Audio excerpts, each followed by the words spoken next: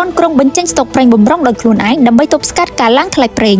នាយករដ្ឋមន្ត្រីជប៉ុនលោកស្រីថាកៃជីសាណាអេបានប្រកាសនៅយប់ថ្ងៃទី11ថារដ្ឋាភិបាលមានផែនការបញ្ចេញស្តុកប្រេងបំរុងដើម្បីឆ្លើយតបនឹងស្ថានភាពតានតឹងនៅមជ្ឈមបូព៌ាដែលអាចប៉ះពាល់ដល់តម្លៃថាមពលនៅលើទីផ្សារពិភពលោកយោងតាមកាសែត Mainichi ដែលបានចុះផ្សាយនៅថ្ងៃទី11ខែមីនានេះបានឲ្យដឹងថាការបញ្ចេញស្តុកប្រេងនេះគ្រោងធ្វើឡើងប្រហែលនៅថ្ងៃទី16ហើយអាចនឹងធ្វើឡើងមុនការសម្រេចចិត្តរបស់ទីភ្នាក់ងារថាមពលអន្តរជាតិក្នុងការបញ្ចេញស្តុកប្រេងរួមជាមួយបណ្ដាប្រទេសផ្សេងៗការសម្រេចចិត្តឲ្យជប៉ុនបញ្ចេញស្តុកប្រេងដោយខ្លួនឯងត្រូវបានគេចាត់ទុកថាជាជំហានកម្រមួយតាមផែនការជំហានដំបូងរដ្ឋាភិបាលនឹងបញ្ចេញស្តុកប្រេងរបស់ក្រុមហ៊ុនឯកជនស្មើនឹងប្រើប្រាស់ប្រហែល15ថ្ងៃហើយបន្ថែមជាមួយស្តុកប្រេងជាតិប្រហែល1ខែដើម្បីផ្គត់ផ្គង់ទៅកាន់ក្រុមហ៊ុនចម្រាញ់ប្រេងនៅក្នុងប្រទេសនាយករដ្ឋមន្ត្រីជប៉ុនក៏បានបញ្ជាក់ថាដោយសារតម្លៃប្រេងសាំងអាចកើនឡើងខ្លាំងរដ្ឋាភិបាលបានណែនាំឲ្យរដ្ឋមន្ត្រីក្រសួងសេដ្ឋកិច្ចពាណិជ្ជកម្មនិងឧស្សាហកម្មលោក Ryose Akasawa ចាត់វិធានការបន្ទាន់ដើម្បីបន្ថយផលប៉ះពាល់ពីការកើនឡើងតម្លៃប្រេងនិងការរស់នៅរបស់ប្រជាពលរដ្ឋការសម្រេចចិត្តនេះត្រូវបានគេមើលឃើញថាជាជំហានសំខាន់មួយរបស់រដ្ឋាភិបាលជប៉ុន